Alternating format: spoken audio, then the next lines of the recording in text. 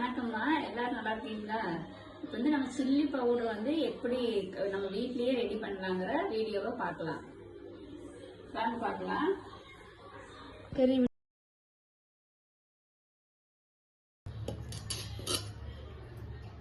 பச்சரிசி மாவு 2 கப்பு,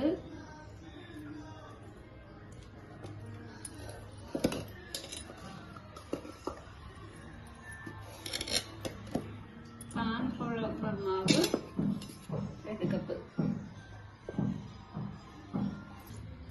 குருமிளகும் சீரகம் நம்ம இப்போ அரைச்சி வச்சிருக்கோம், இது கூட சேர்த்துக்கலாம்.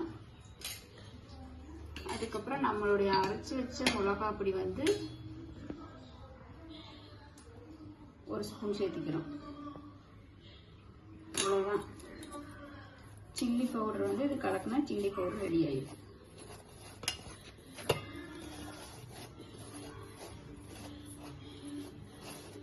நீங்கள் கலர் பொடி வேணுன்னா கலர் பொடி வேணாலும் சேர்த்துக்கலாம்.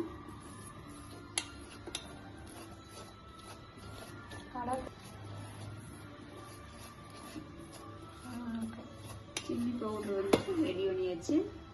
நம்ம இதுக்குமே சிக்கனில் போட்டு இது மிக்ஸ் பண்ணி எப்படி சிக்கன் வருது நல்லா வருதுன்னு பார்க்கலாம். மாவு வந்து நீங்கள் நிறைய போட்டிங்கன்னா நல்லா பப்ளியாக சிக்கன் வந்து நல்லா பெருசாக தெரியும். அதே மாதிரி நீங்கள் கம்மியாக போட்டிங்கன்னா மொறுமொறுப்பாக இருக்கும், சிக்கன் சிறுசாக இருக்கும். உங்களுக்கு எப்படி வேணுனாலும் நீங்கள் போட்டுக்கலாம்.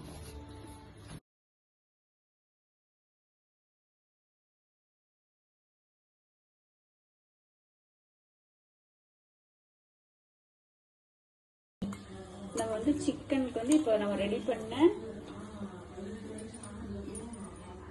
சில்லி பொடி வந்து சில்லி பொடி வந்து இப்போ போட்டு சில்லி சுட போகிறோம்.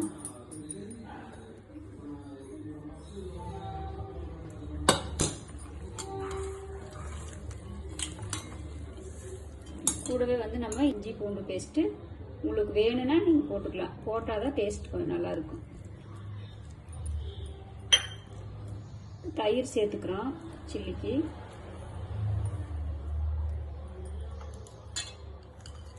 கொஞ்சமாக கரம் மசாலா,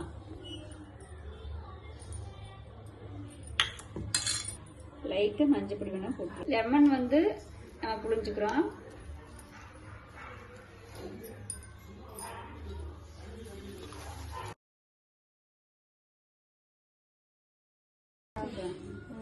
உப்பு வந்து நம்ம தேவையான அளவு போட்டுக்கலாம்.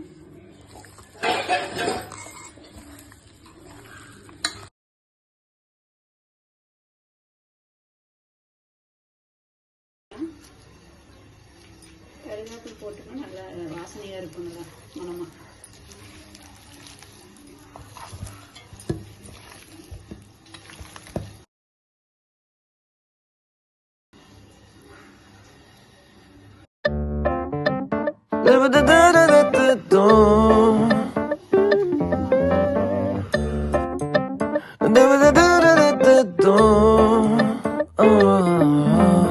பொன்மாலை மென்தூர நீதானே, உன் பார்வை என் போதை கொல்லாதே.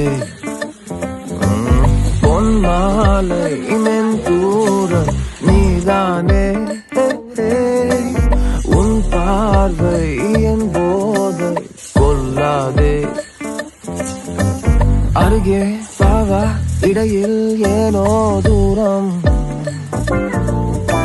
நொடியில் தீரும் உயிரை பருகும் தாகம்.